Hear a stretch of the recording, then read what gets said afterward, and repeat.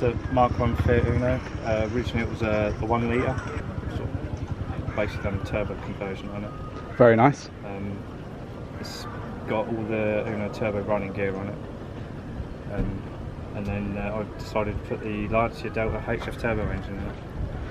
Perfect. I'm amazed that fits, to be honest. Yeah. Is it a tight fit or is it? No, it slides in quite well, to be honest.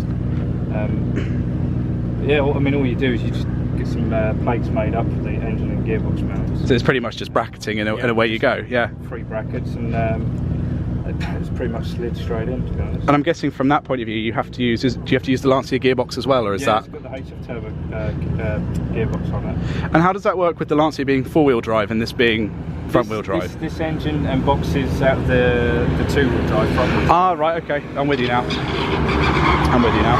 And so, what sort of power are you putting out now that you've sort of got the new engine in it? 234. And what, in a car that weighs what, less than a ton? I think it's around 800. Yeah, so I'd call that featherweight. That's a featherweight champion. But yeah, that's more than enough poke. I mean, you'd leave most stuff with it at that power to weight ratio anyway. And is it running any special fuel, or is it just sort of on just, standard pump gas? Yeah, just I think it's BP's high octane. Can't beat BP. I think it's their 98 stuff. Oh, so yeah, nothing like ethanol No. What's the running gear like on it? The suspension and your brake setup and tyres. I mean, obviously it's running some fairly big. It's got Apex suspension all round on it, adjustable dampening, and then the brakes Punto GT1 on the front and Golf VR6 on the back. Oh, really? So quite big brakes on the back then. Yeah. Fair enough. I thought you'd be almost running standard brakes on the back. But, no. Yeah, we had to fit an adjustable bias valve because that locked the rear brakes up. So. I bet that's fun at 100. And turn it right down. Yeah, I bet that's a bit of a squeaky bum moment when you initially press the brake pedal and you go, oh shit, at 100 and something. So what's your sort of fastest time that you've had out of this sort of in the past? And it would be up here, which is 109. And that's fast enough. That's fast enough in a Fiat Uno. I think it gets a bit wiggly at that speed. No, it's actually quite stable. Oh, cool. It is, yeah.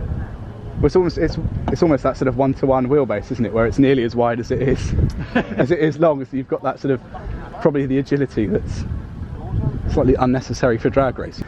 So, how much of like the weight have you managed to strip out of this? Is it sort of special panels, or is it all just? No, they're all standard. They're all standard Fiat panels. They even standard the Uno Turbo Mark 1s come with a fiberglass boot on it. I've changed all the windows to the perspex. Other than that, it's just stripped all the unnecessary weight, including the dash. I've literally just got the cluster in there. I've spotted one thing that you haven't removed. You might need to. You've still got your window winders in. No need for that now. No, you've got the sliding. No, you've got the sliding windows. Holding the windows up. Oh right, well see. Okay, fair enough. So it does actually serve a purpose. Yeah. We could probably make some brackets to lock it up.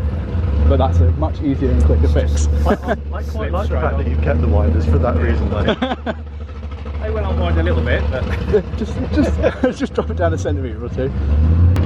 It's quite a bit of kit. So is this like a first car that you just modified, or is it just sort of something that you bought it with this purpose in mind? No, I actually built this car from the ground up. Yeah. So originally it had a little 900cc, I think, engine in it. Yeah, the smallest of the small. And then fully stripped it to a bare shell, fully seam sealed or welded it all. And then just put all the Uno Turbo running gear on it. Everything I could get hold of that I could was just powder coated as well. So the whole underneath, all the rear beams are all powder coated red. Going for longevity, basically. You want it to just last. Yeah, so more of a labour of love than sort of get it out of your system kind of thing. It took me about a year to get it on the road.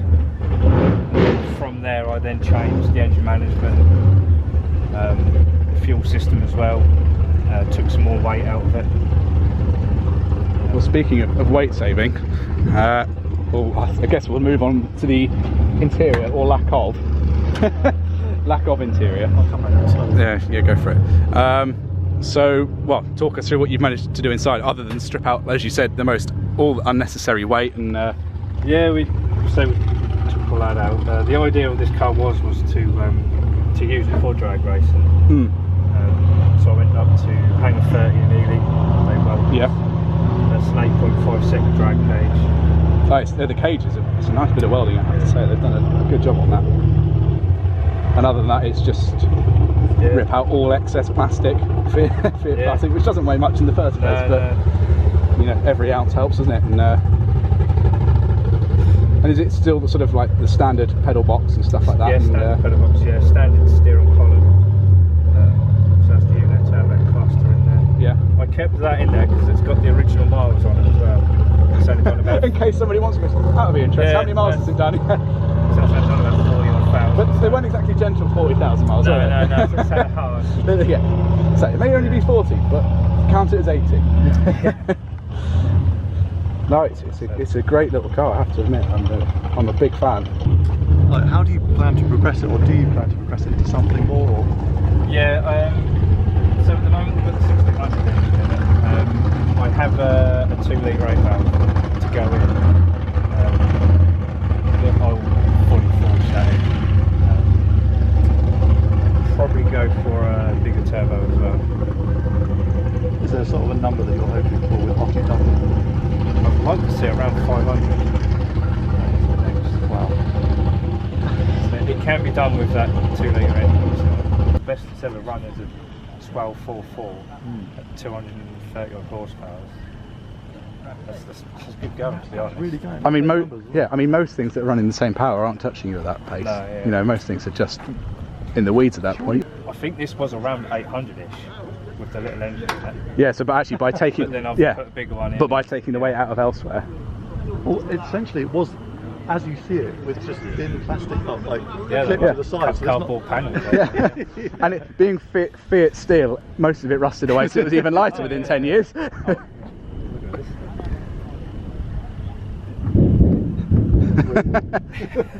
What was it? Was it in a good state though when you actually started, or was it a bit crispy? Yeah. No. It was absolutely immaculate, and it hadn't had any welding done to it at all. Literally like an old lady. Floor. Yeah. It was actually an old lady that owned it. Yeah. One careful lady owner. She did burnouts in it as well. And she only used to use it in dry weather as well, which is probably why it's so. So straight away you're like, yeah. that's great. As it stands today, this is the UK's quickest. It does not surprise me in the slightest. You know, watching you go down the track. I mean, off the line, you're beating most things. You say UK, does that mean there's some crazy Italian that's... There's, the quickest I believe is low nines. I mean, you say crazy Italian, that's probably just a standard one through the centre of Rome. Like, that's just them being nuts. Thank you very much for showing us around. We'll let you have some lunch now, I think. And, Yeah. Thanks very much, man.